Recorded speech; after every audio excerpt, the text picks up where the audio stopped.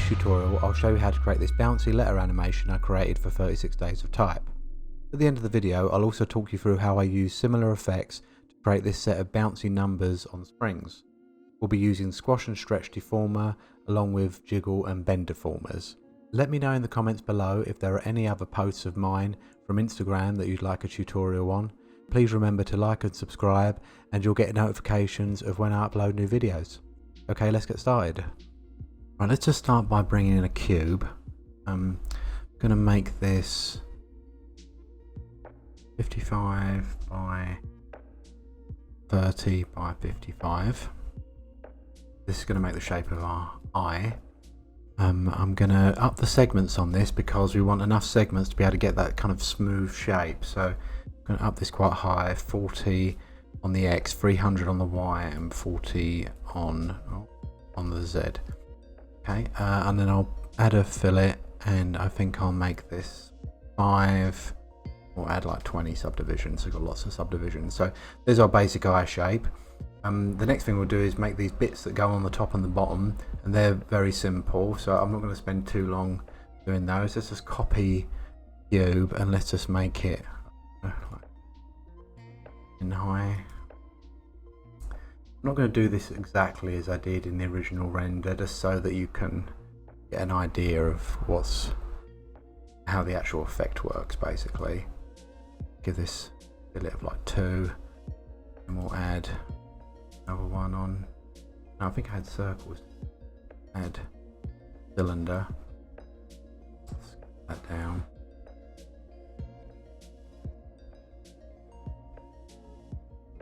That in the Y. Maybe we'll get another one of those. Scale that down a bit.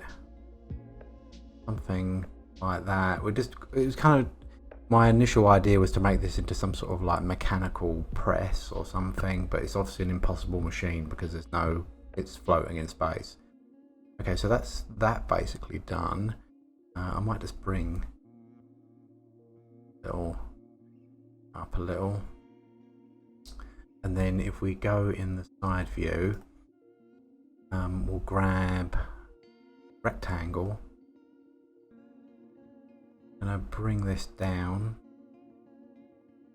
This isn't exact, but let's say I've done this.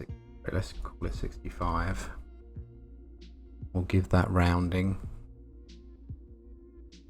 Actually, we'll give it a lot of rounding. Let's up this to 100, and that if you go above, then it'll kind of max out whatever the max it can do. And so you can see that's 32.5 for 65. I'm actually going to change the height on this back to 200 so I can get this curve. I want it to kind of come out of here and go into this tube at the back. So let's make that editable. Go to point mode, and let's on the spline, let's uncheck close spline and see that obviously we need to rotate this around. Another way of doing it is to actually set what the first and last point is. So let's select this point. I'm going to go to mesh, spline, then choose set first point. See, now we've got the gap is there.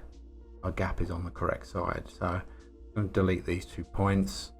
This point I'm going to move up. So that's our kind of top end of the tube. Add in a circle.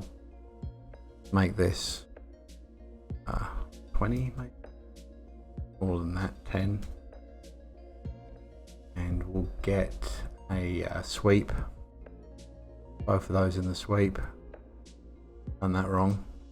The circle, probably need to change the plane from this ZY to, there you go, to XY.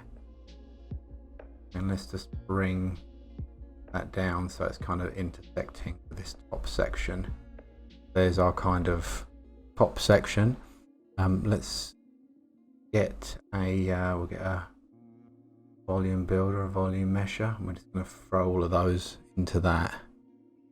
Make one object. Go take the voxel size down to like 1. Add a smooth layer. Make that 1. Want more detail than that. Let's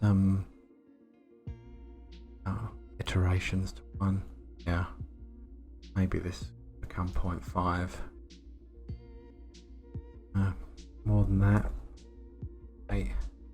Okay, there you go. I think that's a good sort of happy medium.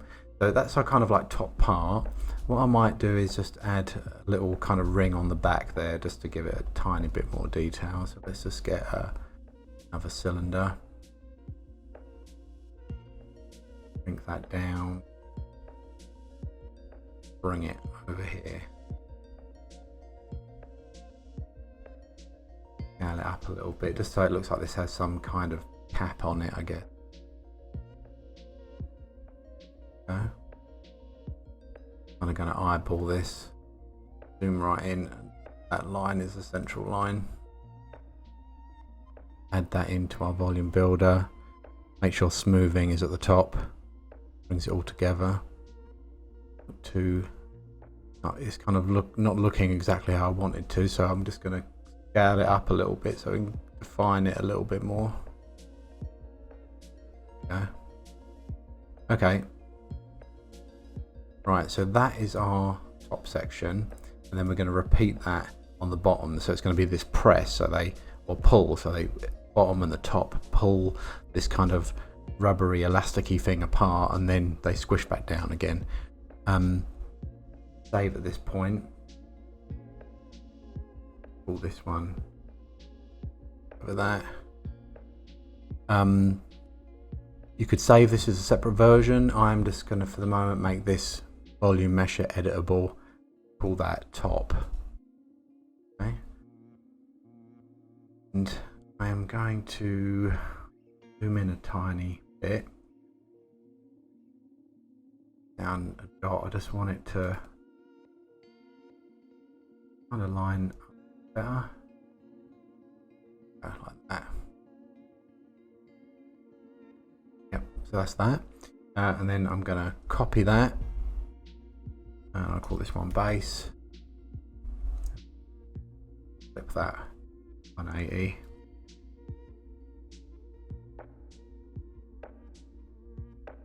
And I want to move this through the Y again so that it's nearly touching. There you go. So there's our two parts. The rod at the back, I think we kind of cheat it a little bit by just animating the length of it. That's the one bit that's a cheat out of this. But let's just, at the moment, let's just stick it in.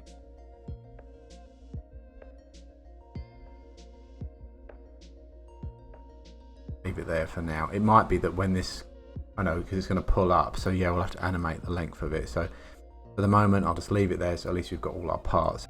Right, so the bulk of this animation is done using the squash and stretch deformer, which I don't use that often, but it's quite fun when it's combined with some other deformers. So the first thing I do before I animate is I just want to change my scene settings. I should probably just do this at the start of every project, but let's my daily render editor 1000 by 1250, and we'll change the frame rate to 25 frames per second. Then under project settings, I'm going to change frames per second here to 25, and I'm going to be 100 frames because I wanted to make originally like a 4-second loop. So let's just set that at 100. I'm going to change my camera as well because I like looking for a tele lens anyway, because I feel like I can see better what's going on. There you go. Okay, so let's add this squash and stretch. So we're going to add that to the cube. So put that within the cube, and then we're going to say fit to parent. Now you can't exactly see what's going on, so I'm just going to move it out to the side. You can see you've got this little crosshair at the top and a crosshair at the bottom. If you go into the squash and stretch, that's this top and bottom marker. So if I move this up, that goes up. If I move this up and down, that goes up and down. So that's basically what's going to be affected by the squash and stretch. So if you wanted it to only stretch or squash from further down or just in a bit in the middle, then you can kind of adjust these. But for this, I want it to affect the whole thing. And what I'm going to do actually is, just so we can concentrate on getting this bit of animation done, I'm just going to hide everything else. So we're just looking at the cube. And I'll set this back to fit to parent, so that puts it basically in the middle. You can see the crosshairs sitting there. Right, so so the way this works is by using this factor. So if I change this factor, you can see it's stretching the object, and we've got this, you know, it looks reasonably natural just as it is. And you can see we could, you know, we could kind of get like a bounce if we keyframed it by hand, but keyframe by hand take too long. So we've got tools that can help us do that. So let's set this animation up and have a look at some of these settings. We go to frame 5 with the squash and stretch selected. I am going to actually, before I set a keyframe, I'm actually going to change this expand factor. So you see here, like the more this expand goes up and down, the more kind of stretch we get to it. And for this, I want it to pull or look like it's pulling really tight. So I changed this to about 200 in my setting that for my daily render that I did. I'm going to set this to 100, and then on frame 5, I'm going to set a keyframe, and then I'm going to go to frame 55. And I'm going to put this up to 200. Another keyframe. Oh no, actually 180 I think is what I did. Yeah, so we're not going like super, if you go too high then it just completely breaks it. But that depends on your expand. So you've got to kind of change and play around with these settings. Then I'm going to go to frame 68, and I'm going to set this back to 100. Okay. Now we go back to our stretched point. Now, you know, this is pulling directly into the center, which kind of looks pretty realistic. I added in this, see this smooth start and smooth end. Now, you up these, you see it kind of curves it in. It kind of gives it this hourglass kind of shape, which I kind of like. I like the fact that it kind of is keeping its shape closer to the bottom, and it's just kind of taut in the middle. The only thing is though that didn't quite like the bend, so but you can actually change that curve between this smooth start and smooth end, and you can do it here under type. So if I change this to spline, now already you've got this nicer curve going on where it's just kind of got this easing spline that which you can adjust. You can grab these Bezier handles and change this and shape it however you would like. But I kind of like this, just this ease in. I think that looks nice for this. If we just play that back, we can see what that looks like. So it's pulling in and then it's squashing back down again. But nothing else is happening. We haven't got that bounce that we want. Now before we put the bounce in, I'm actually going to animate the top and bottom parts as well, because then we'll add the bounce to all of them, because we want to make sure that all of these parts move together. Because on the other parts, obviously we're not using the squash and stretch. We're going to animate those bits by hand. So go back to frame 5, our first frame. I'm going to select the top one. Under Y, I'm going to set a keyframe. We'll go to frame, what was it again, 55. I'll go into the side view, and we'll move this up. Kind of in the similar place. Another keyframe. Oh, that's on mine. We'll call that 52, I think. So I'm guessing for the bottom it'll be minus 52. So let's keyframe here on 55 and minus 52. Actually, yeah. Okay.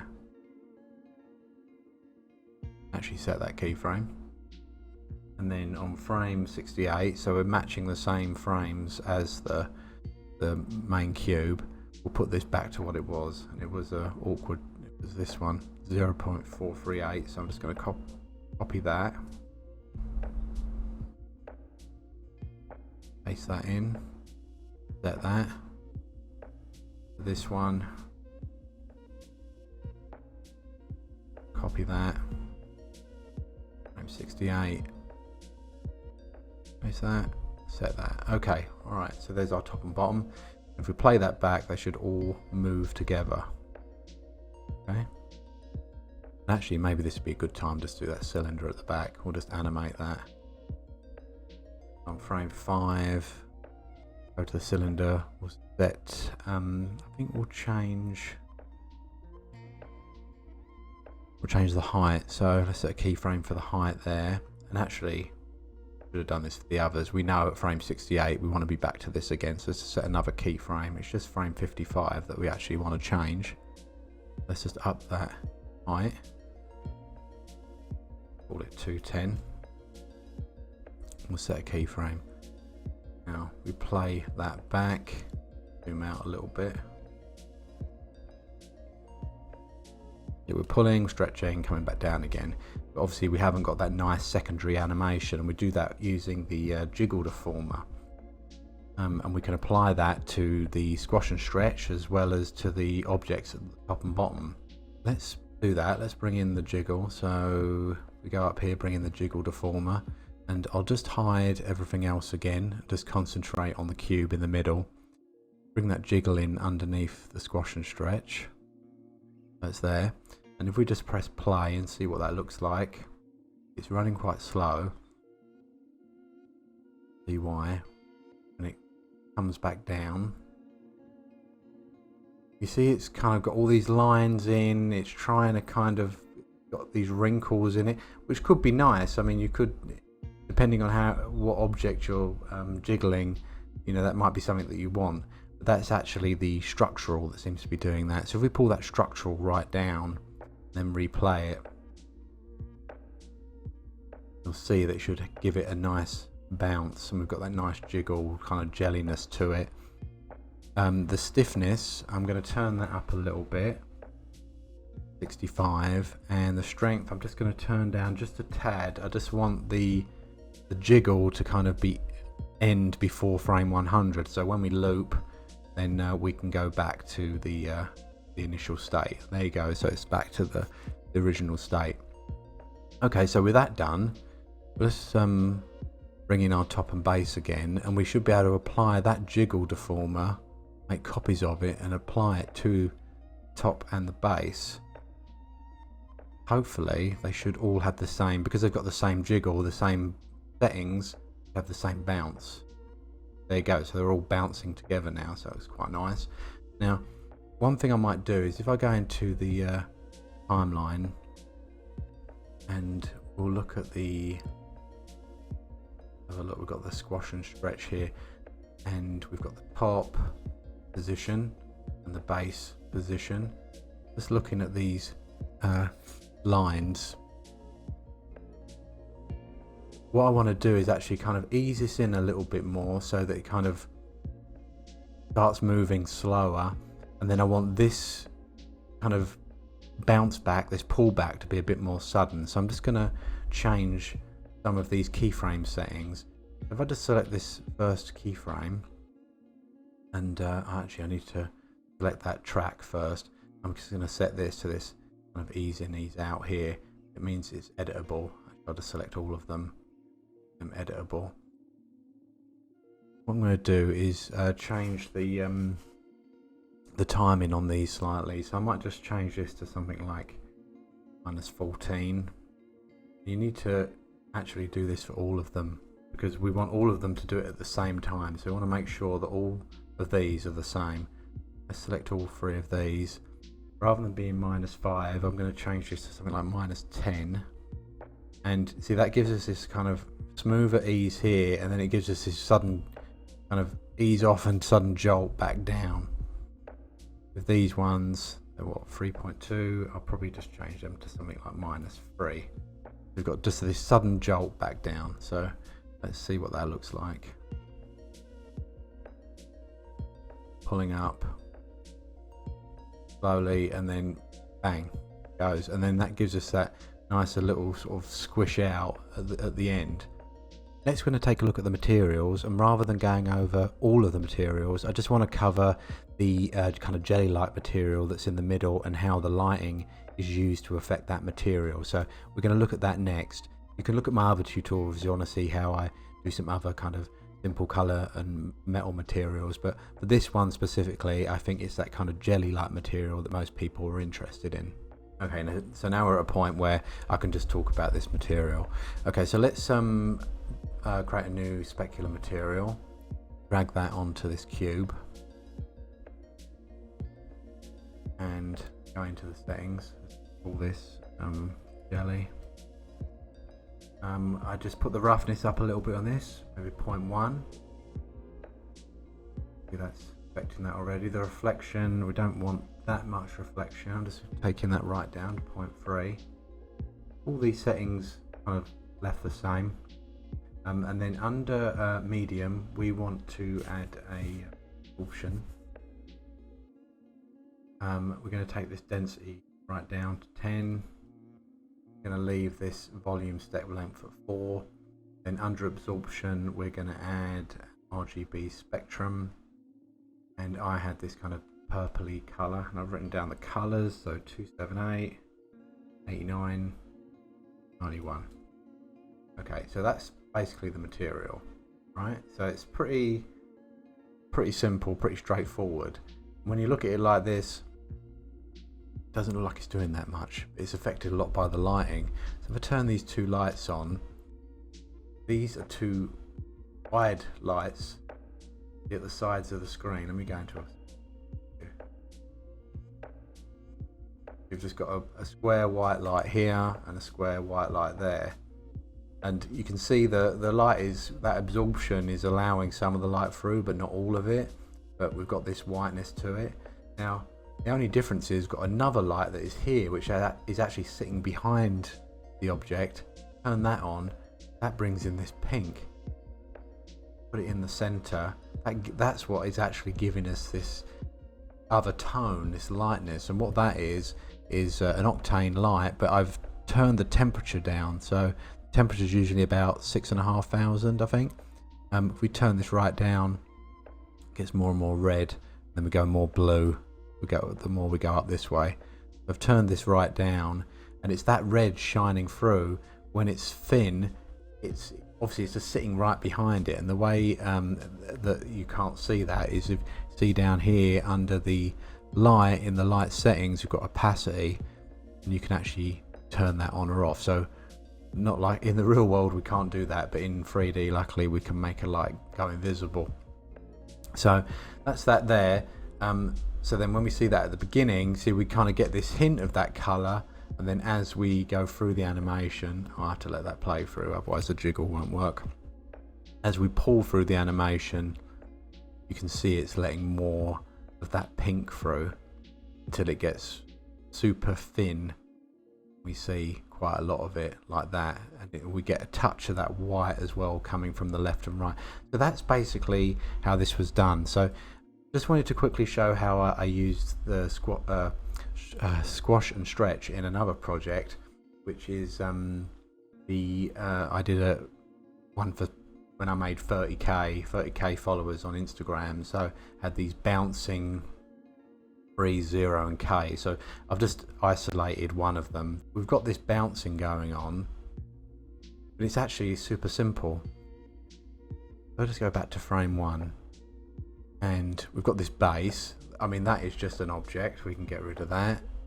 This cylinder is just for show. Get rid of that. We've got this letter 3, which is, or number 3, which is basically a volume builder, volume mesher, a 3 with some lines running around it to kind of give it this ridging. And then inside that, we've got a helix with a circle running around it, you know, through a sweep. And then we've got a squash and stretch. I'll just turn these off. So we've got a squash and stretch, which is just as high. These items are parented to each other, and then they're in like another group. And then a squash and stretch, I've got a bend in there. So the squash and stretch will affect everything within this group. But see, I've made the bottom I've set to 0 because it's here, and the top I've set to 80. So it's only affecting just near the top of the spring. So all I'm going to be squashing, it's moving everything above it up and down, but it's only actually squashing that spring. All I'm doing is animating that spring up and down. Oh, that's where I've moved it. Or I put that back to center. So that's squashing it up and down, and then added on top of that, I have this bend. I've got a bend that is just covering the kind of spring section, and you can see if I up this, it's bending that spring. I just want a 2 degree, and then over time what I'm doing is rotating that around. So it basically, you'll see it more obviously if I just up this strength. You see it's kind of doing two things at once. We've got the bend animation, which is making sure that when it bounces up and down each time, it's not looking exactly the same, it's looking a little bit different. So rather than doing something with dynamics, we're just using some simple deformers instead and then looping those. So that's basically that. So I hope you found this useful. I kind of set this up in a different way, this tutorial. I just kind of wanted to get something out for you guys to try out, and I hope you found this useful, and I will see you next time. Please stay safe. Bye.